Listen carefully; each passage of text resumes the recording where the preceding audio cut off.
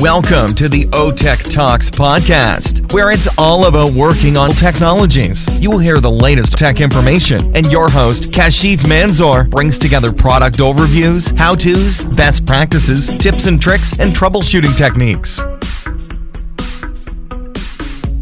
Thank you so much. Today we have our new guest, Davit Buniatyan. He's a CEO and founder of ActiveLoop.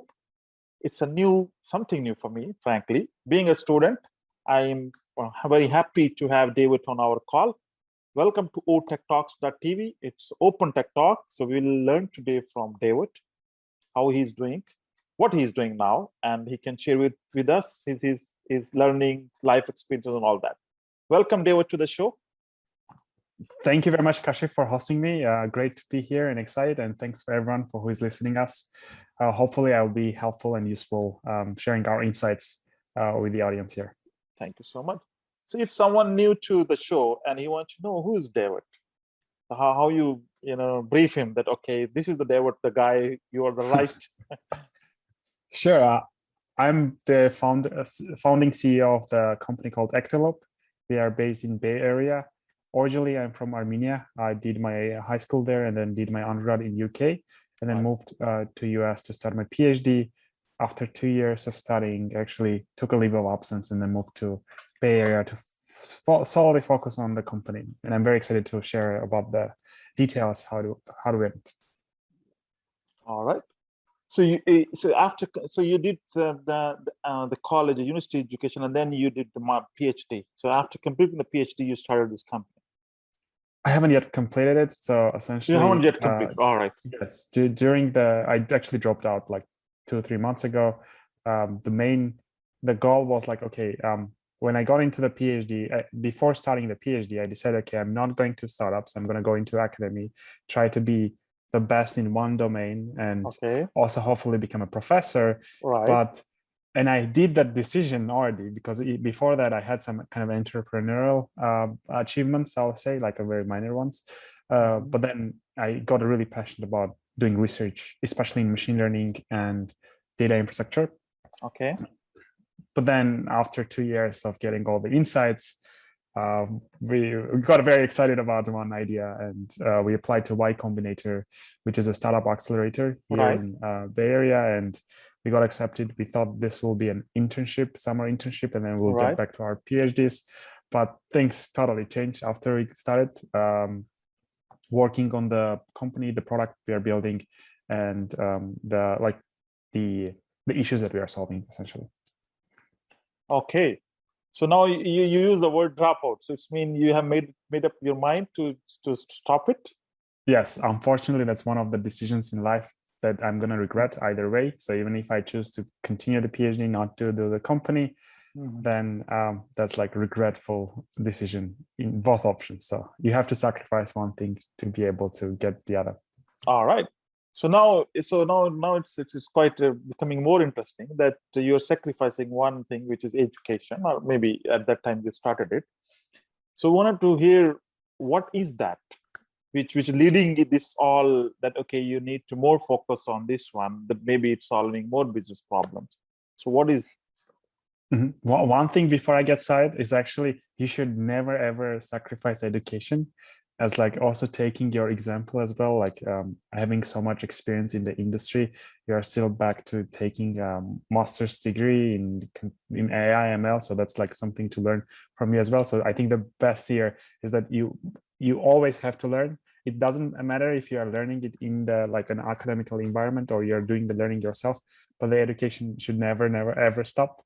This would be an active learning, and that's one of the kind of the mottos we have at ActiveLoop, that we should constantly learn. It doesn't matter if you are like a business or the goal is like the company should evolve and each of us should learn. Anyway, that's one point. But basically, the main idea why I've started the company is that when I was at Princeton, I was in a neuroscience lab. Right. Actually, when I applied to a computer vision lab, but my advisor left to Bay Area to start his own self-driving car company. So I had a choice to join his startup or start, like in the early days, or join another lab. So I decided actually I want to join the research lab. And what we were working was very exciting, is that we were taking the mouse brain and trying to reconstruct the connectivity of neurons inside the brain. to understand how the brain learns or how the brain works. Me as a kind of a computer scientist in the neuroscience lab, I was mostly focused with dealing with infrastructure related problems. Like we had the volumetric image of a mouse brain, which was a petabyte scale data set. And we had to apply deep learning techniques to separate the neurons, find the connections, and then build the graph. So for example, one thing that we can prove out looking at this graph is that backpropagation, which is a very famous algorithm in machine learning, doesn't exist, at least in its form, inside the brain. And we were dealing with this massive amount of data. We were applying a lot of deep learning, like kind of we had a huge data pipelines to process this data, and it was costing us a lot of money on the cloud. And our goal was to reduce to like petabyte scale processing to 2-3 times cheaper by rethinking how the data should be stored, how the data should be streamed from the storage to the computing machines. Should we use CPUs or GPUs, and what kind of models to use? And those kind of insights sparked the idea of starting the company. We got into Y Combinator, then raised our seed fund, and we have been working with early customers to help them to be more efficient in terms of their machine learning efforts. One of the customers we work with, they had 80 million text documents, and their problem was to train on the so-called embedding models, which takes a text, put them into the vectors, so that you can run very efficient search on top.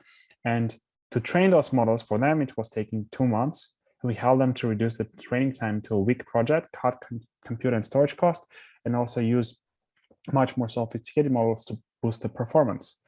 Then we work with another company of ours. They have Intel and Air, they have aerial images flying over the Illinois like agricultural fields, and their main goal is to provide insights to the farmers. And what we learned from them as well is that they have, again, petabyte scale data sets sitting on AWS, and they have to train those models to deploy these models for the farmers to provide insights. And starting from how you store the data, we help them to build the data pipelines from streaming from the storage to the computing machines. But what we learned so far is that there is no actually database for images, video, or audio. It's true, you can still use the current solution somehow, like put them, but if you look into what's recommended highly is that you still store all your like data or metadata in a database, like SQL database, like Oracle or MySQL or any other one. And then you have an additional column that points to the files on the file system or an object storage. So, and if you do like that, training a model directly on the data is very inefficient. You have data lakes where like you can store a lot of unstructured data, but it's mostly used for storing structured data. You have data warehouses that work for only semi-structured or maybe structured data sets as well. But when you talk about unstructured data, there's no any go-to data, I'll call it a store, for storing all this data so that you can efficiently run machine learning on top. And that's what ActiveLoop is doing. We are building you can think of it as a database for images, video, audio, text, that are all unstructured data that you can efficiently store the data set and then stream this to the training processes to train a machine learning model, and then of course deploy these models on the cloud. Okay, so now I will first go back to the first question. I think the answer which you said, the education, and I agree with you. I mean, and that should be priority. And when I started doing it, some small courses, 6 month, 3 month, and all that on AI or ML or data science, and why I was doing it, okay, it will support my professional life. But then I realized that maybe I need to go with some structured program. And that was the reason back in my mind that, okay, let's start the structured program, which will be 2 years or 2.5 years, and then I will be able to finish it. So I agree with you 100% that there is no alternative to that one, the formal education. And now comes back to the solution, which while you're working in the research lab and the huge, enormous amount of data, especially the images or the files which are not available and commonly goes to databases, which is SQL, Oracle, or all that. And you identified. Now, you mentioned when you were doing in the research lab, at that time you were working on 20 petabyte or the amount of data, and then you realize you're not getting any solution out of it, or maybe the cost was high, which you mentioned that when you were using it. Now, And then did you identify the solution over there, which become later on like an ActiveLoop proceeds, or at that point of time it comes in your mind, no, I need to find some way to solve the current problem, and how you reached a situation or a mindset that yes, I'm solving a one problem, but this could be my future trade, or could be my company, or could be in a more vast area where I can invest. So how this comes in your mind as a student while you're working over there? Yeah, that's a very interesting question. So first of all, our team at Princeton, they solved we solved the problem for storing this data. But the solution itself was only focused for storing biomedical images, which are like 4-dimensional data. That's it. You can't store like generic data sets for computer vision. If you have a self-driving car use case, if you have an aerial image use case, if you have agricultural use case, those were not supported. This was like a specialized focus on solving the data problem for large scale, it's called electron microscopy, or just like biomedical image processing. But one thing what I noticed is that the same solution, first of all, the same problems were apparent in other labs and also across the industry. That's number one point. And the same solution can be easily extended to other, like if you have only 4-dimensional data sets, you can actually have, why not have 3-dimensional or 5-dimensional or whatever. So that, I think that was the company idea. So, okay, we can take this. This was a highly specialized, very performant solution for a specific use case. We can take this and extend it to other use cases and make it useful for other companies or other labs in the area. Okay, so now if take an example, if I'm working in one company and I need to have a huge amount of data, and with the option A, which is available to store somewhere, the way traditional things are happening on any database. Now, if I need to come to you as an ActiveLoop, so what I need to do? I mean, how your process works? Is it a platform? Is it some subscription, or do I need to download somewhere, install it, or how your model works? First of all, when you have a lot of this, like images or videos, let's say, this first question you ask, where do I store this data? Right. If you say I want to store it in a database, then the problem is that the data is so big, then storing in memory is first of all very expensive and also very hard to scale with standard SQL databases. So that's the first question you have to answer before even talking to us.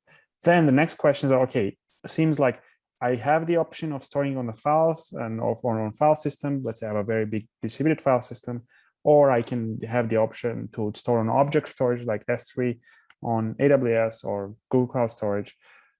Do you have those options? Now the question is, okay, how efficient is it? Then you start answering, can my data science team start immediately working with this data set, or I have to help them to build all the data pipelines and do the data engineering work for them, and so on. So at that point, ActiveLoop comes into the place. We have an open source format for storing these data sets on object storage, on top of object storage. So let's say you have 1,000,000 images and you have 1,000,000 labels for the images, each label saying this is a dog or cat. And you and your data science team wants to train those models, or let's say they do want to do some analysis. So what we do offer is like a very simple Python package that you can just run on your command line CLI, like pip install hub, which is open source. We have a community of users, a Slack community of 600 engineers, and what you do is that you take the Python package, which gives you an API, and you start appending the images inside this API. What it does behind the scenes, it creates so-called tensors, which are n-dimensional arrays for both images and labels. So we will have one tensor which will be 1,000,000 by 512 by 512 by 3, and then another tensor which is 1 by 1,000,000 as like a single small tensor. You can think of tensors as the same way as columns inside a tabular dataset, and then a dataset itself is a table for now for machine learning purposes. But one interesting thing here is that for deep learning, especially, or machine learning in general, models, they do take input as a tensor and output another tensor. So they don't really care if it's an image or a video. They do care it's like it has the standard input and output in terms of the arrays. Now you can very easily learn a function that goes from one tensor, which is the images, to the Right. labels. And the models can, and your data set can actually have multiple tensors, and your model can actually take multiple in tensors and then output another 2 or 3 tensors. So basically, you take what we did with the open source format for now.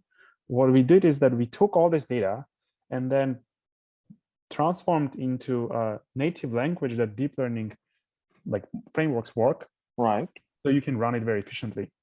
You can think of the ActiveLoop Hub project as like a Parquet, but for images, video, audio, text. Now, if you're not familiar with Parquet, Parquet is the kind of state-of-the-art storing like format for tabular data, and on top of that, you can build a kind of a data warehouse or data lake. And then we are another kind of a format for specialized for unstructured data sets. One thing as well to mention is that when we started the open source last year, it has been growing 70% month over month, and it got picked number 2 trending across all GitHub repositories earlier this February. Okay. Do you know what was number 1 at that time? So it was a crypto trading bot. So we couldn't convince the world that, hey, like it's a better way to store the data rather than actually you make easy money using crypto. Easy money. All right. So it's open source. So how your commercial model then comes into play?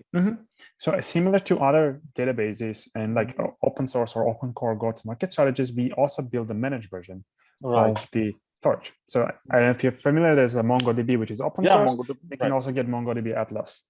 The same goes for us as well. We do provide a managed service, where it allows you to, first of all, manage all your data sets across multiple repositories on AWS, Google Cloud, so you have a single bird's eye view of all your data.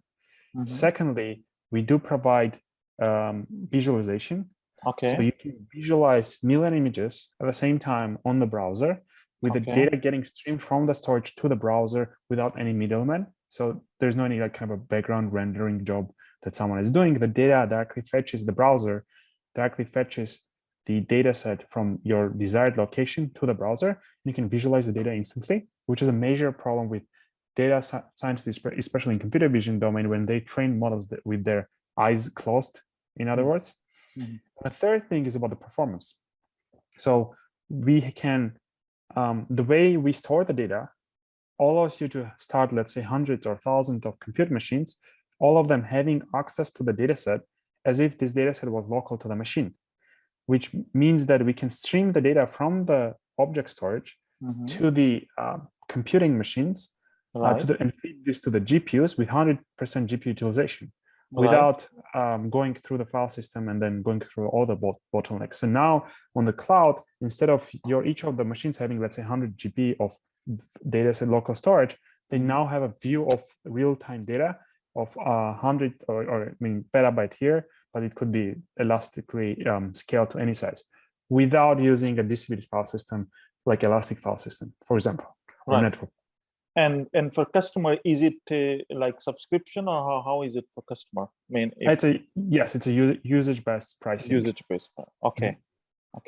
So I need to have my object storage in cloud, and then I need to subscribe to your ActiveLoop managed service, and this managed service will access my object storage like it's a data pipe, all right, and then even on top of it, you provide the visualization. That's another functionality, right? Compared to the open. Yes.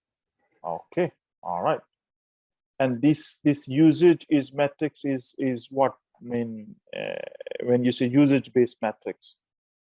So let's say you want to start a cluster.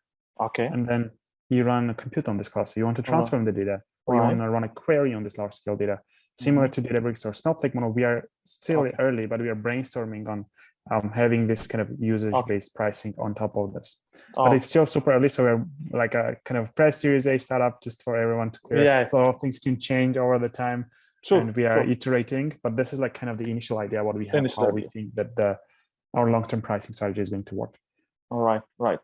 Very good, excellent. I think it's a good sounds from a challenging point of view, and there is a general requirement, and then on top of it, support the open source, and then refer to the commercial customers that are going to do it. Okay, now let's go back to the mindset of as a startup mindset that, okay, when you started, what was the common advice you were getting it, which we should ignore it? Or the advice that I should ignore? Yeah, which was the not the right advices you were getting it. When you start some new business or anything new, so many advices keep coming from here and there. How to filter it? Let me say, yeah, that's how you are good filtering question. it. I can tell you like good advice I got, but how you are filtering it. How you are filtering it. I think one of the things that Y Combinator taught us very well is instead of hearing the external advice, like focus on the customers. So whatever advisors may tell you, the other people in the like the VCs will tell you, hey, this is going to work or this is not going to work. Maybe you have super bright employee team members, founding team members, they can like to use like, hey, this is definitely going to work, or like, let's do this way or the other way. I think the most important aspect is things can get very exciting and things can get very devastating. Like you can get disappointed. That's like a kind of a sinusoid startup life. But I think you should prioritize on the customer input there in any choice there you have. So I think that's one of the key things. And it's very difficult to follow because you have all these insights or the bias about how the world should look like. And sometimes it doesn't work. And then you have to make sure that the reality that you are seeing is kind of connected with the whatever like state of the mind you have at that point, and while you are making those decisions. I think that's one of the, and to be honest, it's not like easy to follow on my side as well, but still like this should be done. So I wouldn't say like filter out those advice that people give you are bad or wrong. Like I think prioritize the customer advice or the customer input as high as possible compared to the other inputs you get from anyone else. Right. Very good. And thank you. And how you got the customers, first customers, your early customers, how you got those ones? So the early customers, we went from our network and then also through our investor networks, like the two examples that I've shown here is like we're coming from the investor network. Was pretty helpful and useful. I think the general strategy is you start solving a problem that either you had at previous company or you have in your near network, at least few, like if you're talking about enterprise, then few customers you can get easily on board. Then you can expand this network through the affiliated members of the company. And of course, then you start building a sales team and then going after like building a more kind of a pipeline approach of outreaching those customers that you don't know and then trying to get them on board and run a demo and then close the contract. Right. So do you have now the sales team? How you are going now to the market? Yeah, currently we do have a team, but like a team of a single person on the sales side. We have intentionally decided not yet to start pushing the kind of the sales effort. We had an opportunity actually to kind of, I said acquire, but like get a team of sales engineers into the team as soon as possible. The main idea is that with the open core go-to-market strategy, you have already kind of a pipeline from the coming from the open source users that ask for this features, that features.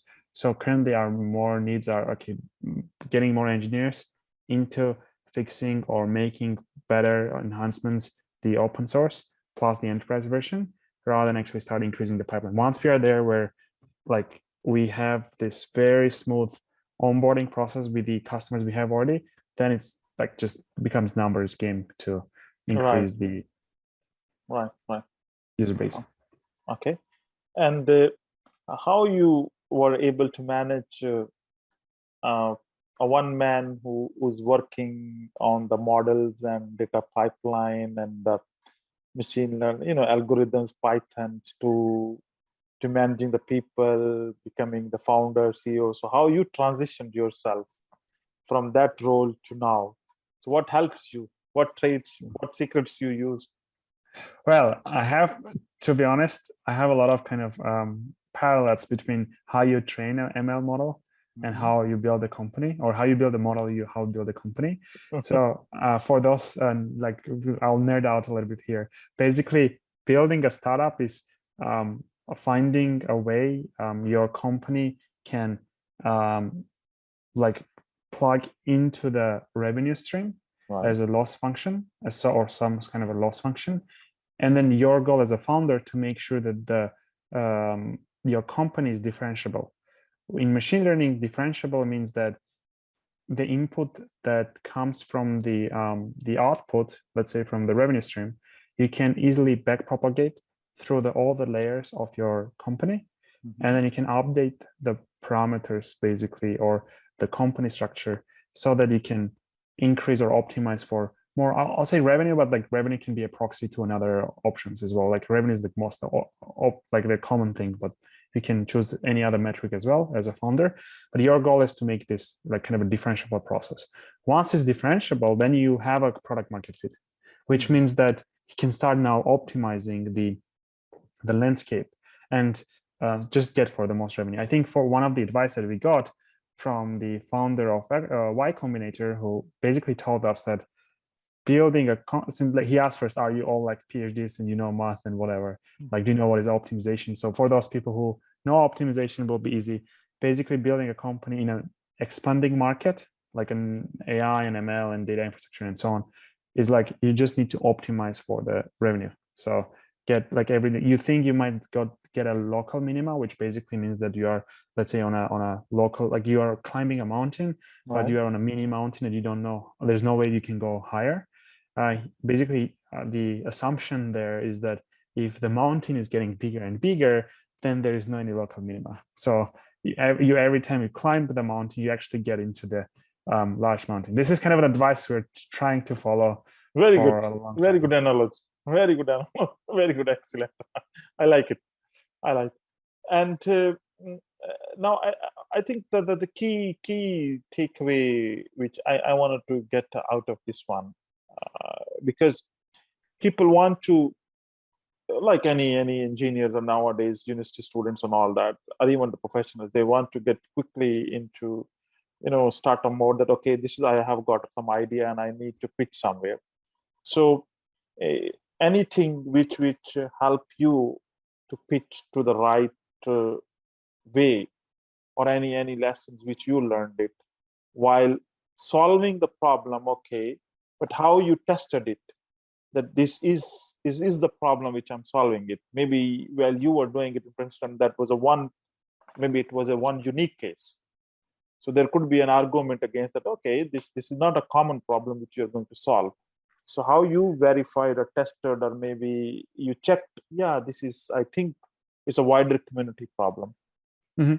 First of all, before even testing, there are 3 steps you have to do. The first one is like pick the problem. Right. So you can go and pick a very wide problem that everyone has, but then you also have a lot of people solving this problem. Or either it's solved, or people are like already crunching and solving this problem. And the question you should answer there, okay, is there a way I can give you a very differentiable, like meaning like differentiated solution there? Like it's 10x better what others are doing or what others can do as well. So that's like picking problem itself. Wow. So basically, even before getting to the testing or validation process, you already affect how this is going to have impact by thinking of like, okay, how I going to subset the problem set. And very, very actually useful framework that I've read, there's a book called Good to Great, which have this like hedgehog concept, where you draw 3 circles. The first circle is about what you are most excited about. The third one where you can be the best in the world, and the third one is that where you can create the most value. And then you put all the points that you can do, and then you pick the in the middle overlaps with this 3, and then you just focus on that. So that's like about the focus on then like picking the problem, focusing on it. And the third one is about validating or testing if this hypothesis is correct or not. And then I think the best way is you can validate in the early days, where you don't have too much metrics, obviously, is to see if you can get few customers or users who are very, very excited about your product or the solution that you're building. Then if you have achieved that, then the second iteration is adding metrics. There are different ways of measuring if the product is working or not. One thing that we use internally is about using the retention, weekly retention. If the retention is high or it's has a strict slope in the below that goes till the end.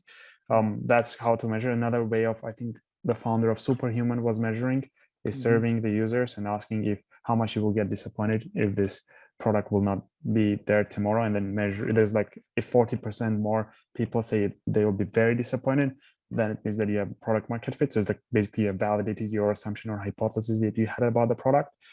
And then of course the true ultimate validation is that you actually create a value and people are paying you for that value, or people are giving you money for that. So that's the best, the way you can validate a certain hypothesis problem. Right. All right. Very good. Excellent. And now, if as you are expanding your team, either you're hiring engineers or the researchers or the data scientists. So, what are the key traits you're looking from a candidate? So maybe before going to closing of the covered session, so some of the tips which you can share with the new. What are the new talents which you're looking for? So how you're deciding that this is the right fit for my company or my startup? So there are two parts in our kind of hiring process. The first part is about skills and knowledge they have, and the second part is about their soft skills and the culture fit, basically.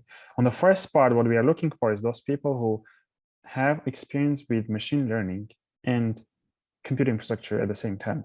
Usually you have data scientists or machine learning engineers who just know machine learning and they don't want to touch any DevOpsy or software, even software engineering stuff. And or you have super good talented software engineers who don't know anything about machine learning.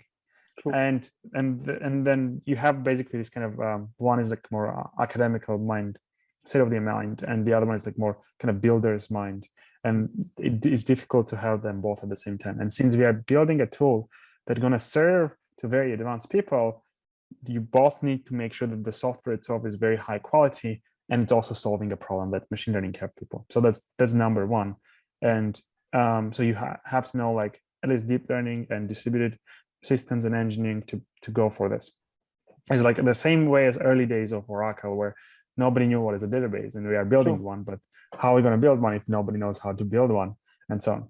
So the second part is by the way, one thing to mention as well is currently deep learning engineers work with the data as the same way as developers used to work in pre-database era. So that's kind of the same space. True. And the second skill, what we in terms of soft skill culture fit, what we are looking for is people who are very proactive, passionate about the vision and the company, the kind of where the industry is moving to.